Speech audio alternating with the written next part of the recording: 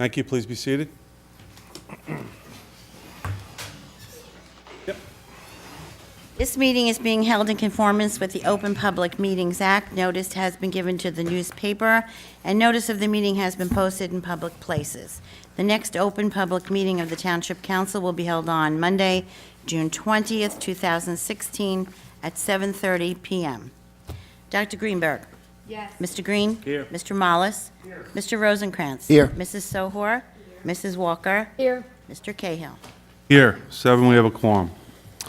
Going to proclamation certificates, the first one is recognizing May 2016 as Building Safety Month and to acknowledge the essential services code officials provide. Mr. Mayor?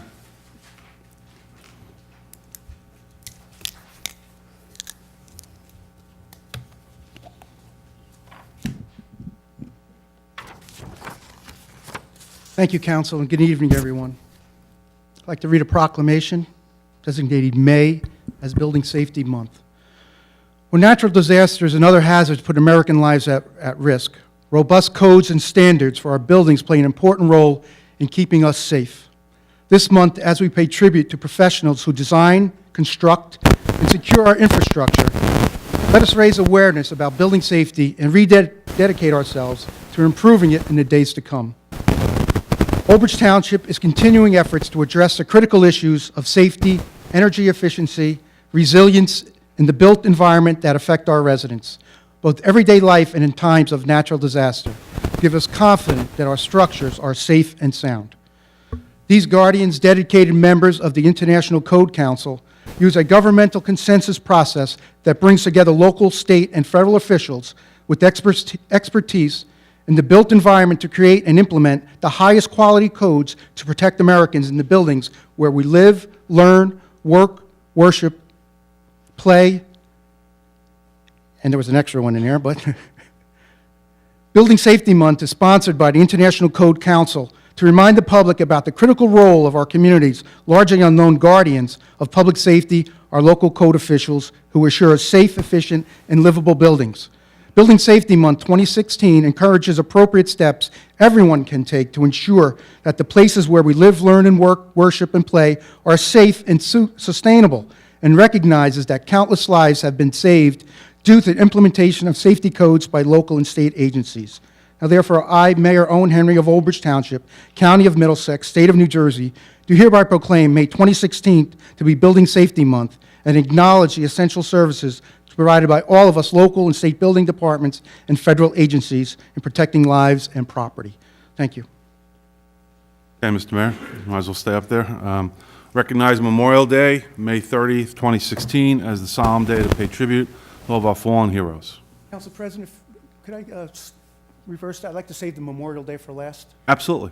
Sure. So the next one is recognizing May 15th to 21st, 2016, as National EMS Week and acknowledging the essential services provided. Thank you again. Emergency responders have long been an important part of a medical community. In 1974, President Gerald Ford created a National EMS Week to honor them. According to the National Association of Emergency Medical Technicians, when the week was created, EMS was still a new profession. In the time since, emergency medical services have become a vital part of medical care. EMS workers are trained to save lives by responding to emergencies like difficulty breathing, cardiac arrest, stroke, or injury. They respond 24/7, weekends, holidays, and in any types of weather. EMTs have knowledge and skills to provide medical care at the scenes of those emergencies or even on the way to a hospital. EMS is now firmly established as an essential public function and a vital component to the medical care continuum. EMS practitioners care for their patients' medical needs and show caring and compassion to their patients in their most difficult moments. EMS Week brings together communities and medical personnel to honor and dedication of those who provide the day-to-day life-saving service of medicine's front line. EMS Week is also an opportunity to publicize those contributions. I, Mayor Henry of Old Bridge Township, County of Middlesex, State of New Jersey, do hereby proclaim May 15th through the 21st, 2016, as the 42nd Annual National EMS Week and acknowledge the essential services provided by all of our local EMS volunteers and practitioners. Thank you, everyone. As a special note, Old Bridge is so reliant upon volunteers when it comes to EMS, so a special shout out for them, and thank you for all they do.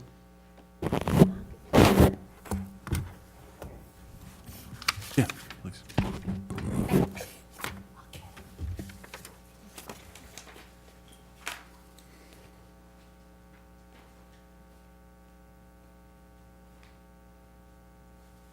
On Memorial Day, America undertakes its solemn duty to remember the brave Americans who have sacrificed their lives for the cause of freedom and security of our nation.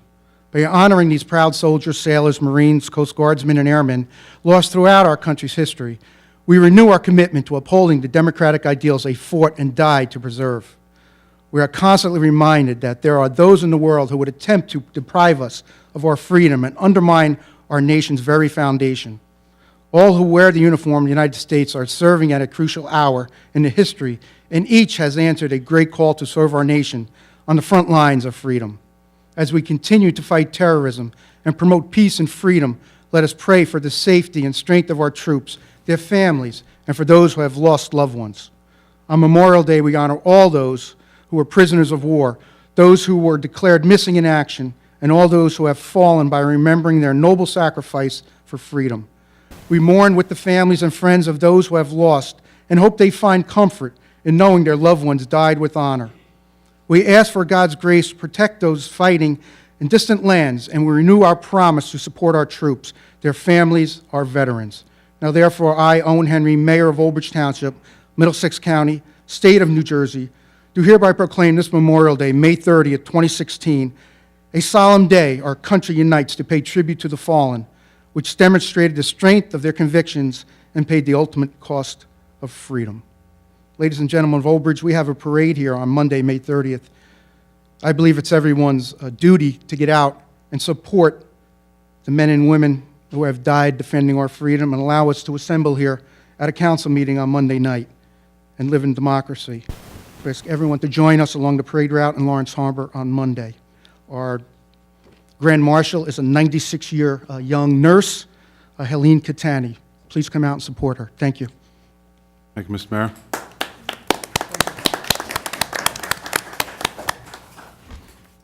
Okay. Moving on to approval of minutes of previous meetings. We have minutes from April 25th, 2016, combined and executive. Do I have any comments or questions about minutes? Can I have a motion, please? Move it. Moved by Mr. Rosencrantz, second by Mr. Green. Roll call, please.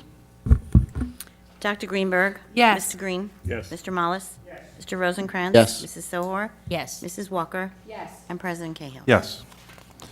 Moving on to the bill list, Mr. Rosencrantz. Okay, bill list, May 23rd, 2016. Accounts payable, $9,046,292.45. Have a motion, please. Moved by Mr. Green. Second by Mr. Mollis. Any questions? Roll call, please. Dr. Greenberg? Yes. Mr. Green? Yes. Mr. Mollis? Yes. Mr. Rosencrantz? Yes. Mrs. Sohor? Yes. Mrs. Walker? Yes. President Cahill. Yes. 7 yes. Payroll, $887,963.29. Have a motion, please. I'll move it. Moved by Mr. Green. Second by Mr. Mollis. Any questions, comments, concerns? Roll call, please. Dr. Greenberg? Yes. Mr. Green? Yes. Mr. Mollis? Yes. Mr. Rosencrantz? Yes. Mrs. Sohor? Yes. Mrs. Walker? Yes. President Cahill. Yes. 7 yes. Overtime, $26,476.64. Have a motion, please, and we'll go to Mr. Moved by Mr. Green. Second. Second by Mr. Rosencrantz. Mr. Mayor? Yes, Council, Okay. I will review the overtime. As it's mentioned, you have a total overtime of $26,476.64. Of that total police overtime, it's $18,847.04. That represents 311 man and woman hours. Of that, the dispatch overtime is $1,808, leaving the sworn officer overtime at $17,046.96. Of that, we have the grant. The grant was for the DWI grant of $1,037.45. Earned time off, as you know, which is contractual, added up to $5,620.84. Netting the net overtime for that period was $10,388.67. Okay. Any questions, comments, concerns about the overtime? And we still have a patrol officer out on medical. Okay.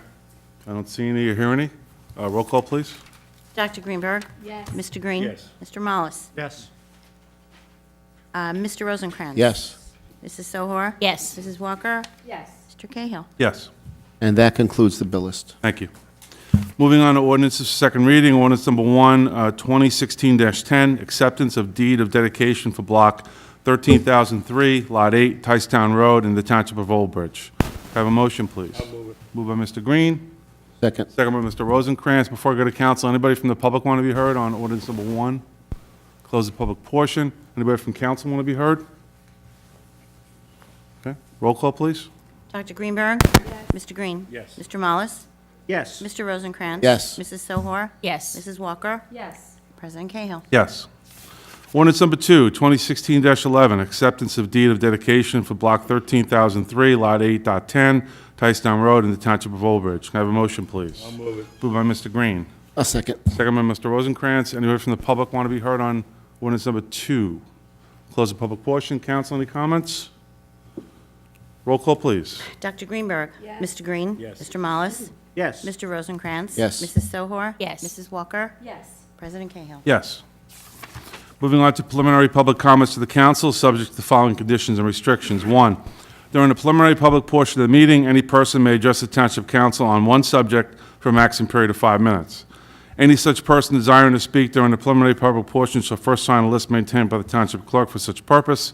Comments during the preliminary public comment portion of the meeting shall not encompass second reading ordinances or any other matter for which comment or a public hearing is to occur at this meeting. Do we have anybody sign up? Philip McGovern? Good evening. My name is Philip McGovern. I live at 201 Yorkshire Court and Society Hill. I was driving home today from Amboy Road to 516 via Lambertson and Partridge, and someone dumped garbage, bags of garbage, there's bottles and cans, a television set, mostly on the right side of the road, but also some on the left. I just wanted to bring it to the attention of the council. Thank you. Thank you. Phil, Amazing. we were aware of it and it has been cleaned up. Thank you. Great. Next is Mark Rizzoli.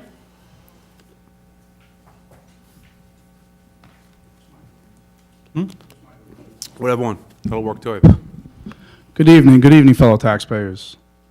Since the council address, reorganization, Mark Rizzoli, resident of Ward 4. Thank you. Since the council reorganization in January, the taxpayers of Old Bridge have had the opportunity to witness Councilman Cahill be disrespectful to colleagues, taxpayers, and increase your taxes. Councilman Cahill has clearly shown that he does not have the temperament to serve the taxpayers of Old Bridge as an elected official. Taxpayers have the right to speak. They should not have to be subjected to verbal abuse or having profanities directed at them like myself. Councilman Cahill, you should resign your position immediately. Thank you. Anybody else? That was inspiring. Close the public portion. I just like to Council member comment. comments? They can say Council member comments? Okay, I Would you will. like to go? Yes, I will like ahead. to speak. I think it is wrong to have this banter with the public, and it's been proven time and time again, it's not productive. The gentleman came up, stated what he wanted to say. There was no reason to have any response if it wasn't going to be productive. The last time at the last council, you made a comment that you were going to try and do better, that you had used a curse word, and you said that it was under your tone, that you didn't think the mic should pick it up. Well, I would like to say whether the mic picks it up or not, whether it's off when the mic's off, it shouldn't be said in this area at all. I think we have to get a code of conduct here, because this is getting out of control, and I feel very sad that it's gotten to this point. But no cursing out residents under your breath for any reason in this courtroom. Thank you. Anybody else want to be heard? Mrs. Walker.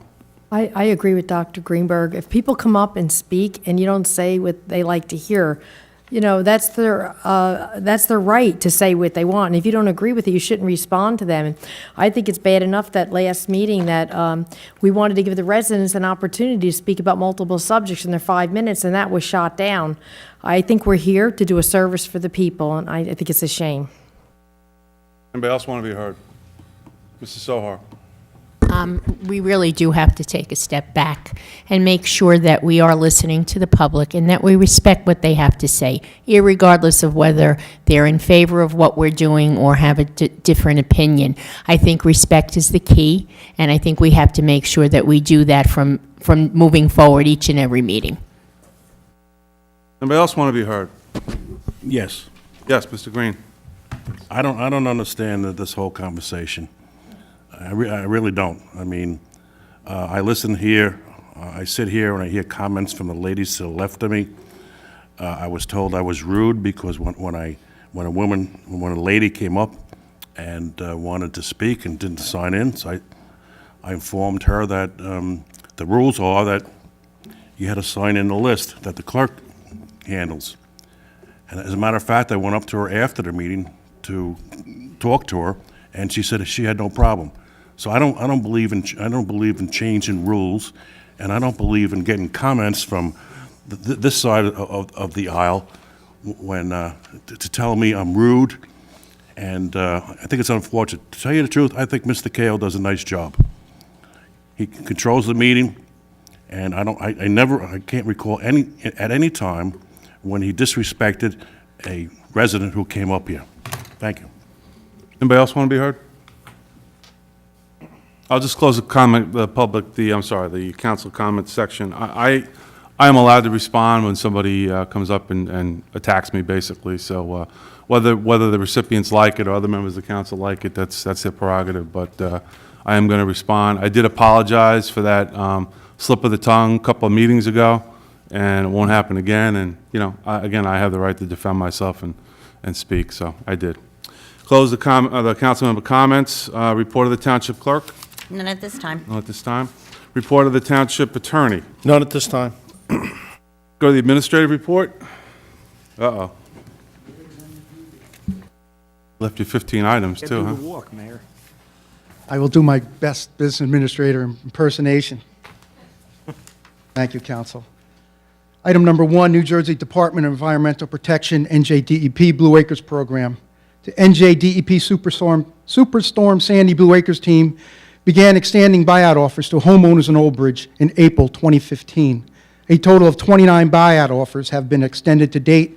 24 out of 29 offers have been accepted. Hard copies of the May 16th, 2016 New Jersey DEP Old Bridge buyout status summary reports have been forwarded to the township clerk for distribution to council. Just a little follow-up on that. We have met with the state in regards to starting the demolition of the homes that have been purchased. We are up to, I believe, 13, and we should start seeing these homes come down sometime in July or early August. So I know it was a long road, but it's finally going to be coming to a closure. Public Safety Radio Communication System. On May 2nd, 2016, Intertech Associates and the OBPD approved the preliminary system design, system requirements, specifications, and project management plan for the radio system that have been submitted by Tate Communications over the last 3 months. The project is now in full detailed design review, which should be completed and approved in June. Hard copies of the May 18, 2016 project status update report from Intertech Associates have been forwarded to the Township Clerk's office for distribution to council. Old Bridge Police Department Special Needs Emergency Information Form. On May 4, 2016, OBPD announced the availability of a Special Needs Emergency Information Form for individuals or families with special needs. Any information provided to OBPD will be kept strictly confidential. For additional information, residents should contact OBPD Detective Bureau at 732-721-5600, extension 3280, or email mjeffries@oldbridge.com. That is very important, council, that we have that information so we can react in times of emergency. New Jersey Clean Communities Program, May 11, 2016, the township received a check in the amount of $137,949.33 for the 2016 New Jersey Clean Communities Program. New Jersey Clean Communities is a comprehensive statewide litter abatement program that has served New Jersey residents for over 25 years. For additional information, residents should visit the New Jersey Clean Communities website at njclean.org. Follow up on that. This year's grant is approximately $14,000 more than it was last year. And as a side note, I will be speaking at a seminar this Thursday for the Clean Communities Program. Township Energy Savings Improvement Program, ESIP, on May 20th, 2016, Tozier DCO Energy issued a formal punch list to Roof Management, Inc. Contract closeout for EMC number 3 library roof replacement is expected on or about May 31st. Hard copies of the May 21st, 2016 project status report from Tozier DCO Energy has been forwarded to the clerk's office for distribution to council. 2016 street sweeping program. The Department of Public Works is scheduled to perform street sweeping activities this week in Ward 2. For additional information, residents should contact Department of Public Works, 732-721-5600, extension 6140, or visit the township website if they need additional information in regards to street sweeping. Intergenerational program. On May 24th, the Old Bridge Senior Center, in conjunction with the Municipal Alliance at Old Bridge High School, will be hosting the closing ceremony of the intergenerational program. This annual program pairs up senior citizens and high school students from 2 distinct generations and provides opportunities for socialization, physical activities, and exchange of ideas and traditions. For additional information, residents should contact the Senior Center, 732-721-5600, extension 6600. So I know I will be attending that event tomorrow. I encourage if any council members are around to come and see that ceremony. 2016 Memorial Day ceremony. On May 27th, this Friday, 2016, I will be holding a Memorial Day wreath-laying ceremony at the Senior Center. The ceremony is scheduled to begin at approximately 10:30 a.m. For additional information, please contact my office, extension 2040. The offices will be closed on Monday for the Memorial Day holiday. The Memorial Day Parade, as I spoke for before. On Monday, May 30th, the township will be hosting its annual Memorial Day Parade. The event will begin at approximately 9 a.m. For additional information about this event, residents should contact the Department of Parks and Recreation, 732-721-5600, extension 4999, or visit our website. Again, I encourage all Old Bridge residents to come out and line that parade site. Annual road resurfacing program. The bid opening for the 2016 annual road resurfacing program is scheduled for June 2nd at 2016 at 10 a.m. in the Municipal Administration Building. Item number 12, 2016 New Jersey Recycling Poetry Contest. The NJDEP Bureau of Energy and Sustainability is sponsoring a recycling poetry contest for young writers in grades 4 through 6.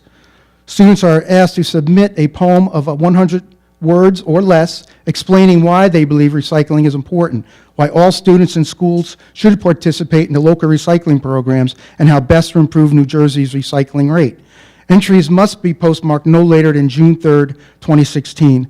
For additional information, residents should contact the contest coordinator at 609-984-6906 or email victoria.kirkis@njdep.nj.gov. If anyone needs additional, I know that's a lot of information, contact the mayor's office if you need that.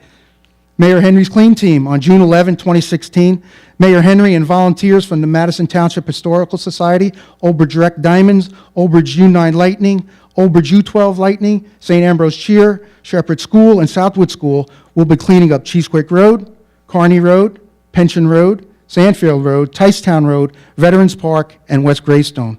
For additional information, residents should contact the Clean Communities Coordinator at 732-721-5600, extension 6107.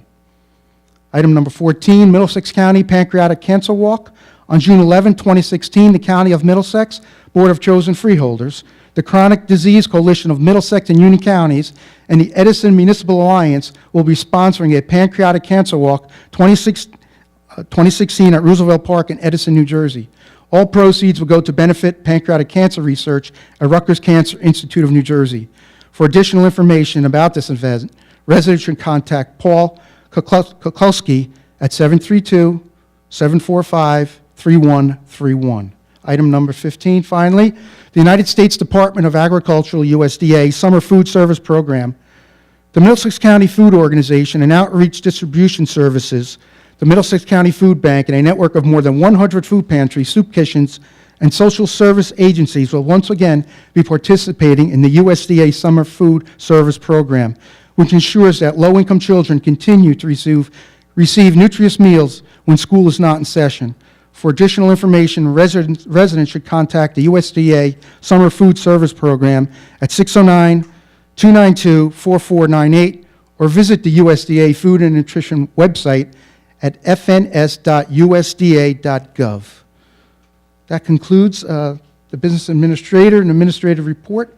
If anyone has any questions, I will do my best to answer. Mrs. Walker.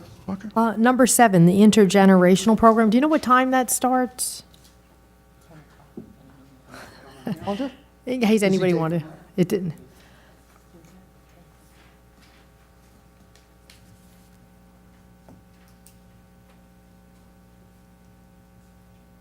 I think it's around 10 o'clock. An email was sent out by the township.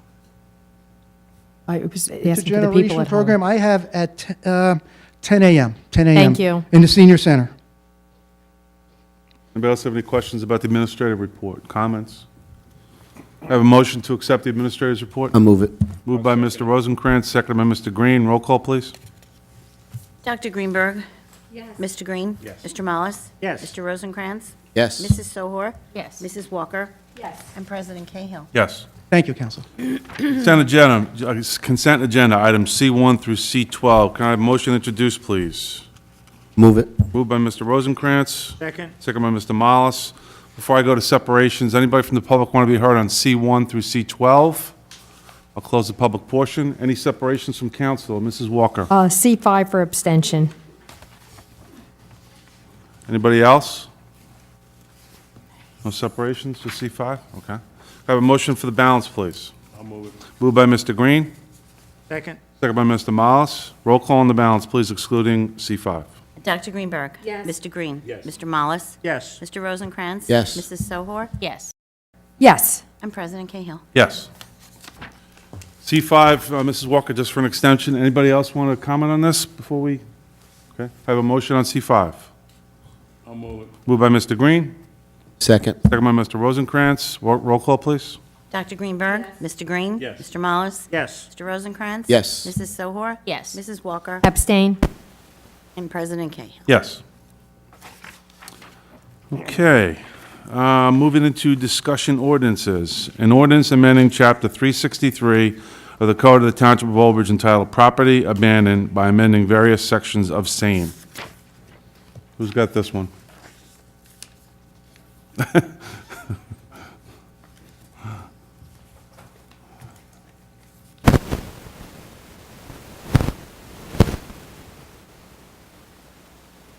Good evening. Evening. You guys just, state your name for the record, I'd appreciate it. Matt Reardon, construction official. Damian Gill, zoning officer. Great.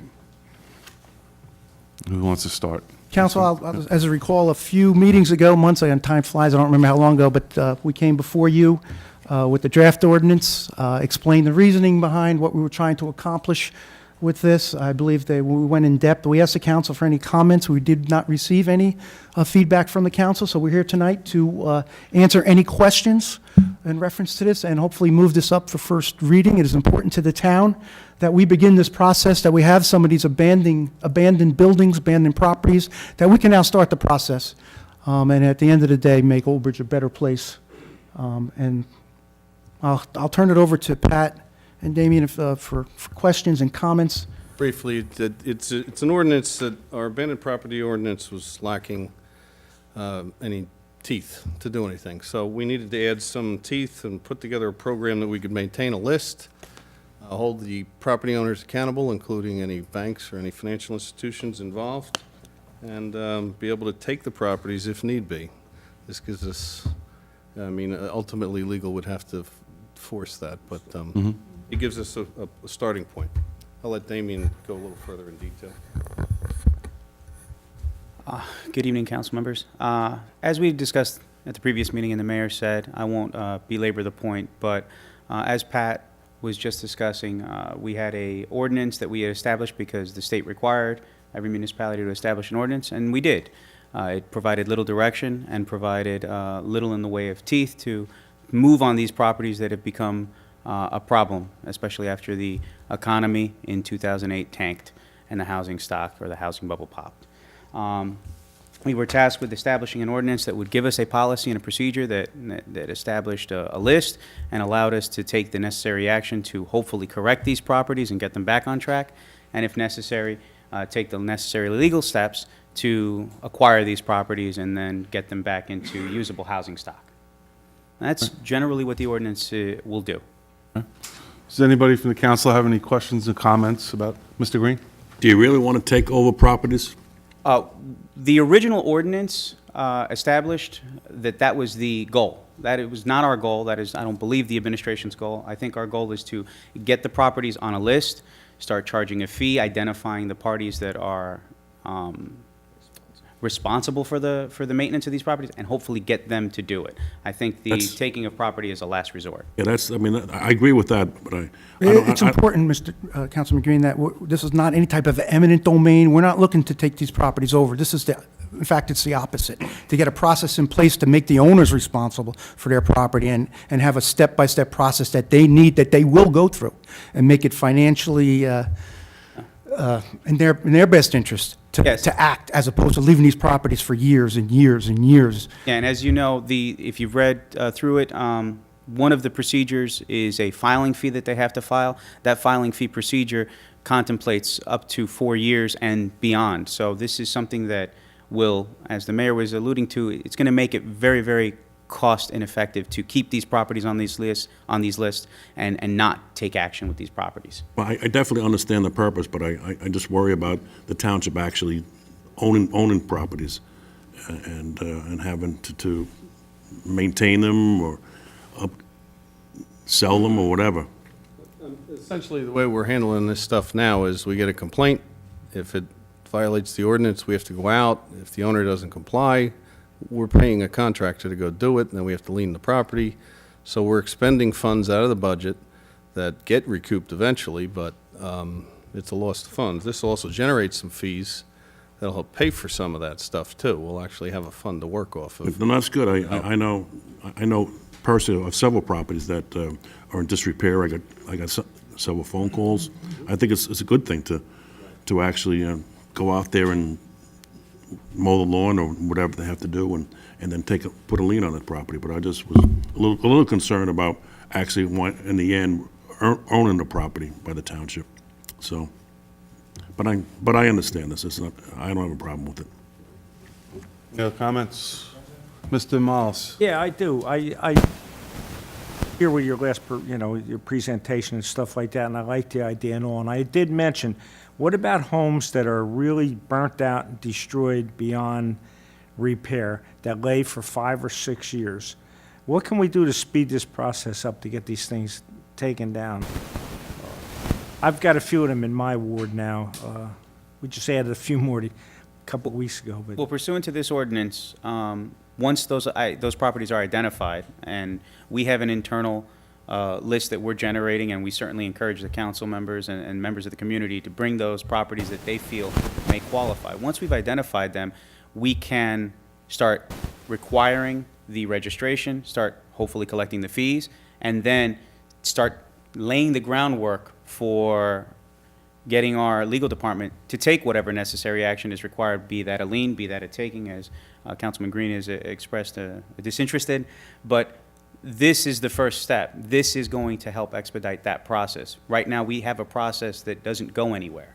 And with that not going anywhere, as Mr. Reardon says, we're going out, we're basically maintaining these properties, and eventually we'll recoup these funds, but it's kind of a cause that goes nowhere. It's an ongoing effort. Yeah. This will hopefully bring closure to that. So this is that first step in expediting the process. okay, sounds good. But I mean, some houses are just burnt beyond ever being rebuilt, and I have them. And it's just to try to expedite matters, to get this thing knocked down and get it out of the way, blighted. I don't care if you just leave it for an empty lot or whatever, but just, people live next to these things, and they got to look at them. It's really not fair. Well, that initial registration fee is going to hurt. Yeah. Hopefully, Okay. hopefully, hopefully encourage that momentum to start moving these properties towards either utility or, like you said, if they're in disrepair, such disrepair, having them demo it so they can get off the list. Because if it's a vacant property that's unimproved, they come off our list and we don't charge them a fee anymore. Right. They have to actually take that step and start moving it. So Right. Thank you very much. Now, in order to make the list, there's certain criteria in here spelled out that it has to meet. So it's not just, whimsical in nature. It's defined in here. You got to meet 2 of the criteria to get on the list. Okay, thank you. Comments? Mrs. Sohar? Yes, I also went through it, and I'm really very happy to see that we're moving forward with this. I have 23 home associations in my ward, and this comes up, I can't tell you how many times, where the boards, people go to the meetings, and they want to know what's going on with these homes and properties. So I'm just very glad that we are going to do this. This is something we've been promising, and I think it's good that we're moving forward with it, and we're going to continue on. We have a lot of that in the wards, a lot of different homes that are really problems. So thank you very much for all your time. I think it's a very good ordinance. Anybody else? Ms. Anita Greenberg. I'd just Belli? like to say that it is such a positive thing that you took a stand in doing something about this. And it's really for the overall safety, because when these abandoned houses, people break into them, kids hang out, people can get hurt. There's many of them that the roofs aren't stable on them. So it's really for safety. And then when the work is done, it helps with the property values and just being a good neighbor. So I thank you for your work and attention given to this matter. And I'm sure all the residents will be satisfied to see this moving in this direction. Thank you. Dr. Anybody Greenberg, that's, right now, all we have the ability is to make sure the property is safe, and that's where we stop. We have to make sure the house and the facilities are safe, and we're constantly going there to make sure. Now, this gives us the process to actually, if need be, take that, at the end of the day. It's going to take a while, but we will get that structure down. And similar with the Councilman Mollis in his area. We have a number of these structures that all we do is just go there, make sure they're safe, mow the lawns.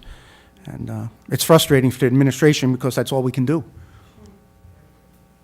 Anybody else want to comment on this? So I did review it. Obviously, it's not my area of expertise. I thought it was excellent. A lot of meat to it. So I'd ask if we could move it to first reading. If we get a motion, please. Moved by Mrs. Sohar. Second by Dr. Greenberg Belli. I just want to clarify the process. We're moving it for first reading for the next meeting. We're not approving the first reading tonight. That's my impression, that you're moving it to first reading for tonight, For correct? tonight? For tonight. So then we can go to the next meeting, it'll be second reading, and we can have. I just want to discussion. clarify that because I was, there are times when, Whatever you want to do, Council, the sooner, that's you could save whatever 2 the weeks. council decides. I just wanted to clarify the process, that's all. Yeah, so I believe tonight's first reading, we would approve it, it would show up in the next meeting at second reading, and we could have additional bite at the apple, because it'd be discussion at second reading, so. I understand. Okay. So there's a motion and a second to move it to first reading. Roll call, please. Dr. Greenberg? Yes. Mr. Green? Yes. Mr. Mollis? Yes. Mr. Rosencrantz? Yes. Mrs. Sohor? Yes. Mrs. Walker? Yes. And President Cahill? Yes. Thank you, gentlemen. Thank you, Council. Public comments on any subject matter? Yes, sir.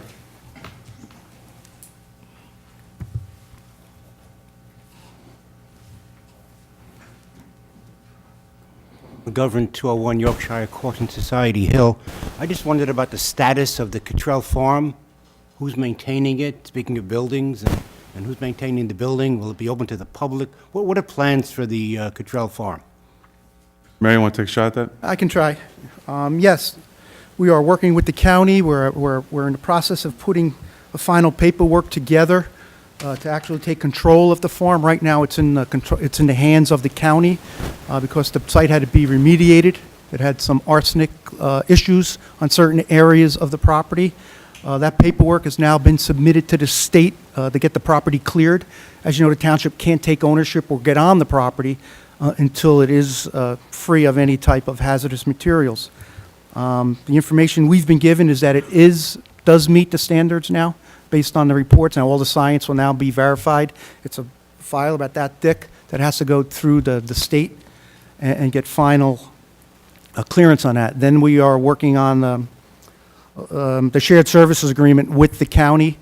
As you know, we will be responsible for the maintenance of the buildings once we do take ownership. If you ask for plans, we have some big, exciting ideas for the property once we do get on there. One is the community gardens. Second will be an area for the cultural arts to hold events. We're going to be applying for grant money to establish paths, walking and biking and hikings throughout the farm itself. The house, I would like to see open to some of our nonprofit organizations. Rooms could be to the Historical Society, our Boy Scouts, our Girl Scouts, any artist who would like to have some type of a gallery in the house. It's really the sky's the limit once we do get control of that property. And the council will be involved every step of the way in what we do, how we do it, when we do it. So we're very excited. It's a process that's been very frustrating, going on for the last 4 years. It's right there, but we can't touch it because of the issues with the arsenic, and they have been resolved. Timeframe? I'm sorry, is there a timeframe on The county is confident that it will be done this year, that we will be signing an agreement in 2016. Thank you. You're welcome. Additional information, just, email me specific questions, and I'll do my best to respond. Thank you. Anybody else from the public want to be heard? Yes, sir. Just name and address, please. David Merwin, 842 Summerfield Avenue, Lawrence Harbor. I was before the council several years ago. Some of you sat here, some of you didn't. I'm here in reference to the master plan amendments of 2013. And if you recall, it calls for apartments in a lot of economic development areas. And it seems that the developers have been listening to that, because the only projects that have been becoming before the boards are for apartments. That's not, it's in your ward, it's in your ward, it's in your ward, it's in your ward, and your ward. It's in everybody's ward. And at the time, I kind of explained to you that the current apartments that we have produce 1,500 students at a cost of $17,000 a year, which comes to $25 million. The unfortunate part is that the total taxes collected from all those apartments is $6 million. So we kind of are like $19 million in the hole. Now you got this COA thing, and they're kind of trying to tell you, they need it for COA. They're using the apartments that haven't even had preliminary hearings for their COA numbers. So what are you telling me? It's a done deal that these projects are getting approved? We need to stop it. We need to stop it now.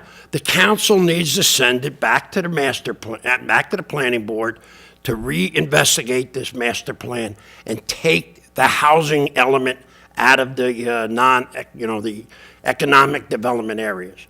We don't need apartments. You want to go with condominiums that are going to pay taxes every year? That's something else. But apartments, we don't need, and hopefully you'll give that some consideration. Thank you. Anybody else from the public want to be heard? I'll close the public portion. We'll go to discussion. It's a discussion on ordinance number 2009-06, section 4-B3, developmental fees. Dr. Anita Greenberg-Belli. Yes, thank you, President Cahill. I spoke to a lot of people throughout the town, and had different situations, whether they bought a house that was dilapidated, knocked it down, and built another house, whether they increased the footprint of their house as their family grew. When they moved in here, they bought a small house, and they had family, and so they increased the square footage quite significantly to accommodate their family. And also some farmers that subdivided a piece of their property and wanted a family member to build their home on there. And they told me that there were fees imposed on them, and so I went and looked up the ordinance. And this is an ordinance that talks about development fees.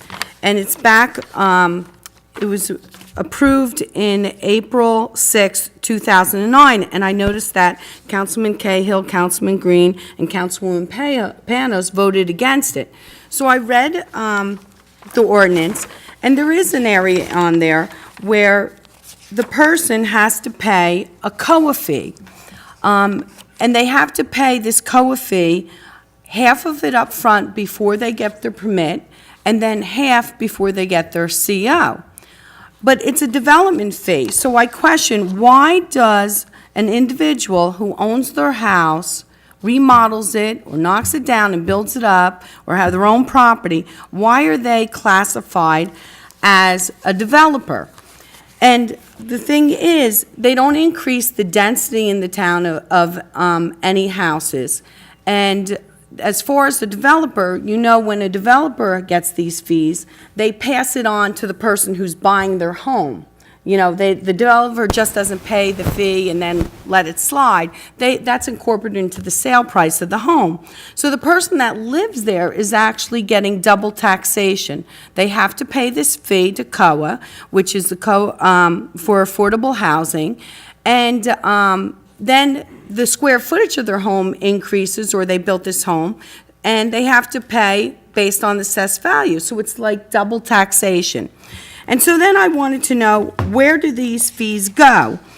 And so I understood, and that's why I want to, raise these questions, that the state collects some of the fee. That 70%, I think, goes to the state and 30% to the town.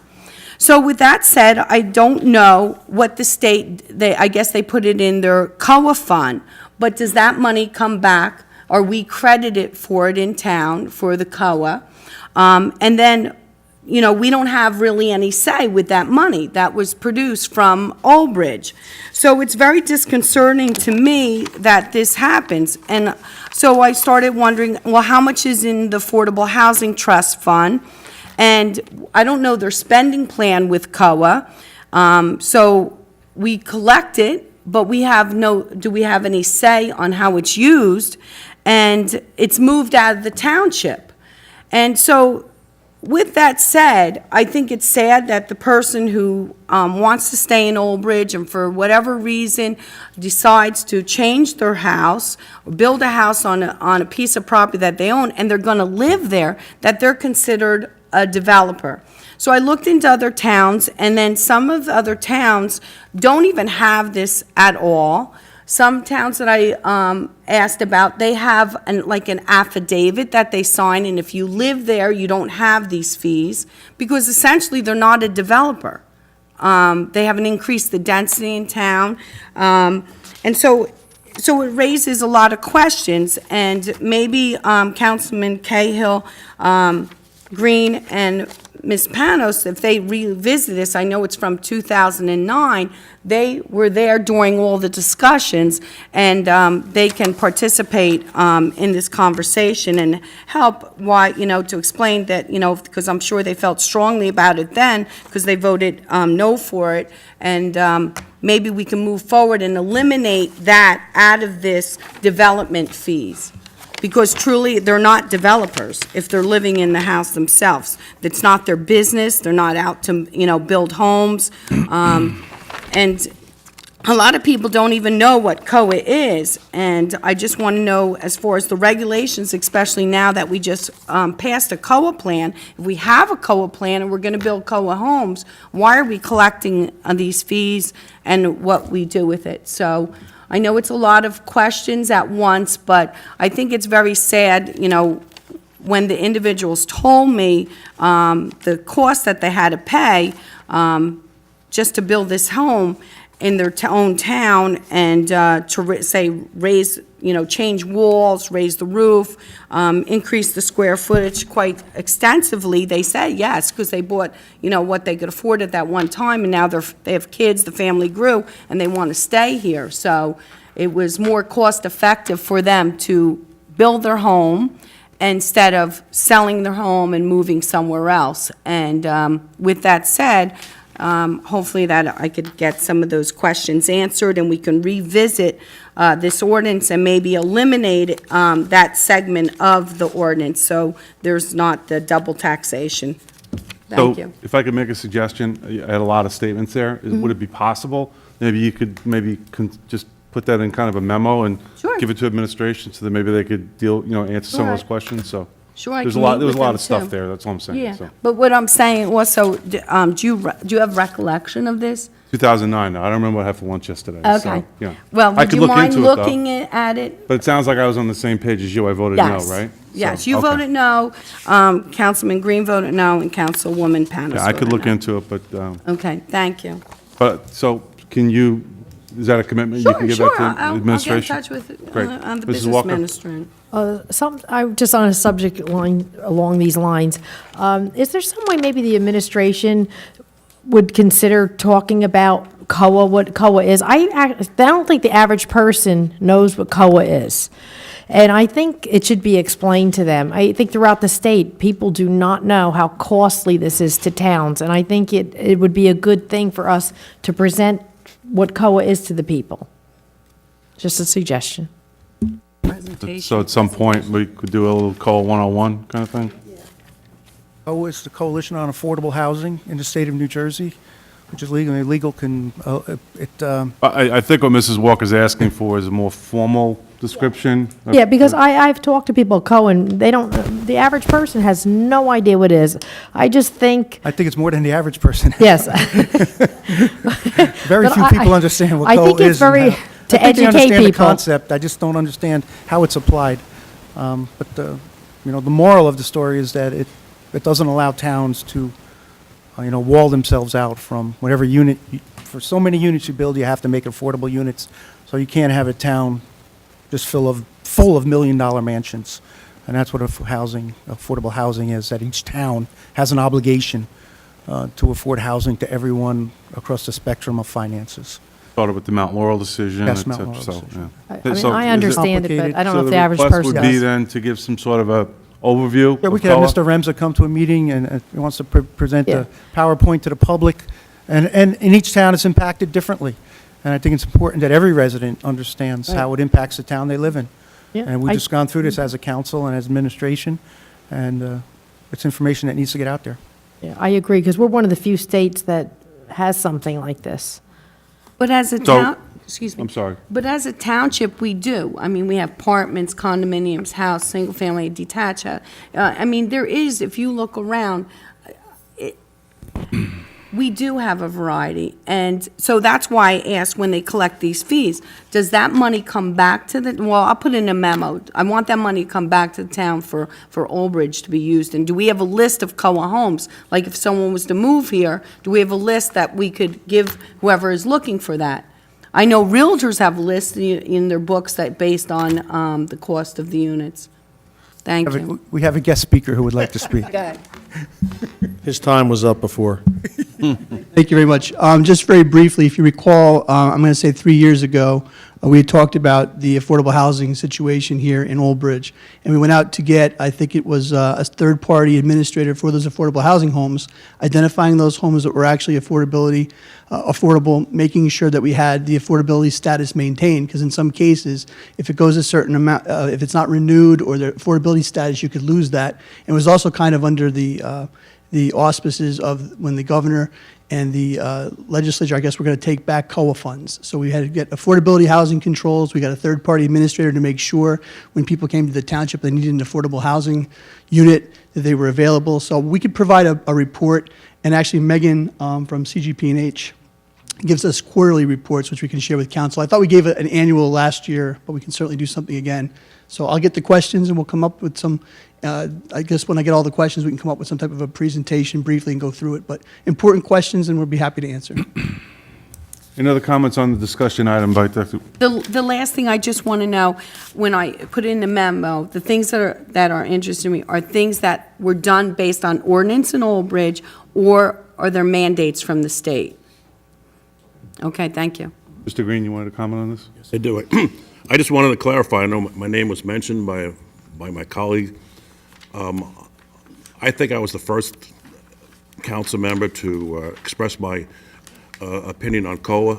I'm completely against it, And the reason is, what's happening now, as Mr. Merwin just said, COA seems to be opening the door for developers to be able to build apartments.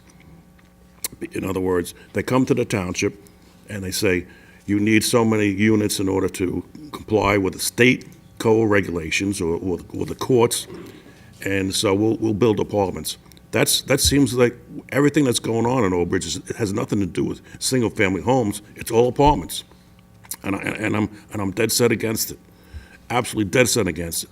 I will tell you this: we've had a couple of meetings on COA, and I think the administration is doing a decent job trying to minimize the impact of the building in Old Bridge based on what the courts or the state or COA is mandating to us.